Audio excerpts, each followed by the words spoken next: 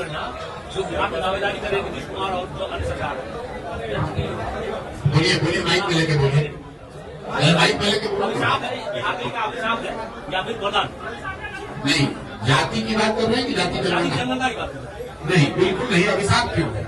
किसी भी पहली बात कि बिहार में जो काम हुआ जातियों की संख्या को गिनने का, वो जनगणना नहीं है, वो सर्वे है। जनगणना कराने का अधिकार राज्य सरकारों को नहीं है, जनगणना केंद्र का मामला है। लेकिन उसको आप सर्वे कहिए या जनगणना कहिए, वो सर्वे यहाँ आया, उससे कोई दिक्कत नहीं है। सर्वे में तो वही बात निकल के आई जो सब लोग कर रहे हैं कि समाज का एक बड़ा वर्ग जिसके नाम पर पिछले 30-35 साल में राजनीति की गई, जिनके वोट से लोग सत्ता में बैठे, उनकी स्थिति, उनके बच्चों की स्थिति जो आज से 30 वर्ष पहले थी, कमोबेश वही है। जातीय जनगणना सर्वे का जो राजनीतिक फायदा उठाने की लोग कोशिश कर रहे थे, पिछले 1 साल से हम कह रहे हैं इसका कोई राजनीतिक फायदा नहीं हो सकता है। और उसका परिणाम ये है, आप देख लीजिए कि जातिगत जनगणना और सर्वे को देशव्यापी मुद्दा बनाकर भाजपा से लड़ने का दावा करने वाले नीतीश कुमार खुद ही अपना दल छोड़कर भाग गए भाजपा की शरण में।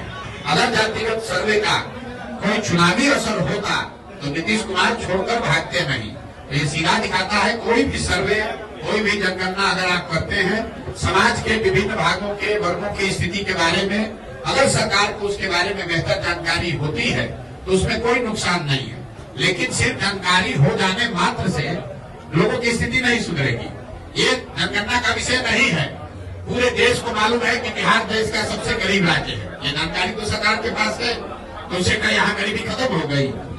पूरे देश को मालूम है कि बिहार सबसे अशिक्षित और बेरोजगार राज्य है, तो क्या यहाँ उससे शिक्षा की स्थिति सुधर गई? ये तो ऐसे हुआ कि आप पुस्तकालय में, लाइब्रेरी में जाइएगा, आपको सारे किताब रखे हुए, उससे आप ज्ञानी थोड़े ना हो जाइएगा, आपको सही किताब पढ़ना भी पड़ेगा।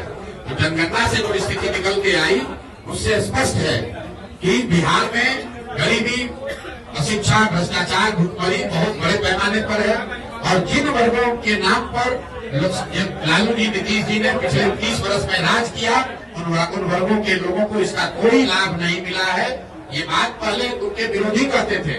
जनगणना कराकर नीतीश कुमार, लालू यादव ने वो कीचड़ अपने आप अपने मुंह पर लपेट लिया। ये स्वीकार कर लिया कि जिन वर्गों के प्रतिनिधित्व की, आवाज की, एम्पावरमेंट की बात कर रहे थे, उन वर्गों को पिछले 30-35 साल में कोई लाभ नहीं मिला। ये जो कहा जा रहा है कि सत्ता में जो लोग बैठे हैं, तो भाई ये बताइए, अगर जो समाज में अति पिछड़ा है, जो वंचित है, जो मुसलमान है, दलित है, महादलित है, अगर उसको लाभ नहीं मिला तो उसके लाभ का हकमारी किसने किया? जो लोग सत्ता में बैठे हैं उन्होंने तो किया। तो सत्ता में 32 साल से बैठा कौन है? लालू और नीतीश। तो अगर हकमारी हुई तो सबसे बड़ी हकमारी लालू और नीतीश ने की है। इनको किसने रोका है? आज अभी सरकार में थे लालू नीतीश, साथ में किसी अल्पसंख्यक को गृह मंत्री बना देते, उप मुख्यमंत्री बना देते। तो जब सरकार बनी तो मुसलमानों के वोट से आरजेडी जो अपनी राजनीति करती है, उन्होंने मुसलमानों को एक भी विभाग नहीं दिया। अभी राज्यसभा में अपना भेजे हैं एमपी, राज्यसभा में किसी मुसलमान को नहीं भेजा। मुसलमानों को भाजपा का डर दिखाकर वोट लिया, लेकिन उनको प्रतिनिधित्व नहीं दी, भागीदारी नहीं दी। तो किसने हकमारी की? भाई प्रशांत किशोर तो है नहीं, कांग्रेस तो वहाँ है नहीं, सत्ता में है आरजेडी, और मुसलमानों ने वोट दिया है आरजेडी को।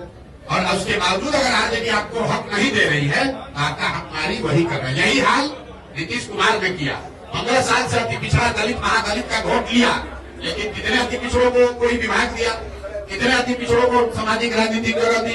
अपने विभाग में, अपने मंत्रिमंडल में कितने महादलित को जगह दिया है?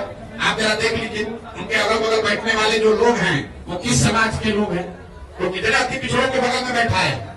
यहाँ का गृह मंत्रालय, यहाँ का वित्त मंत्रालय, यहाँ का ग्रामीण विकास, जल संसाधन, पथ निर्माण, ग्रामीण कार्य, ये जितने बड़े विभाग हैं, इसमें कोई अति पिछड़ा, कोई मुसलमान नहीं है। और इसी अति पिछड़ा और मुसलमान के नाम पर 30 वर्ष से ये लोग राज कर रहे हैं, दोनों लोग। तो जब ये जो सर्वे हुआ, ये सर्वे करके जैसे विनाश काले विपरीत बुद्धि, ज्यादा चालाक बनिएगा तो यही होगा।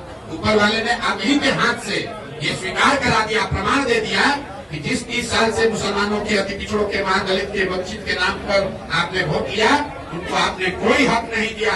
उनकी आर्थिक, सामाजिक, शैक्षणिक स्थिति जैसे 30 साल पहले थी वही आज बनी हुई है।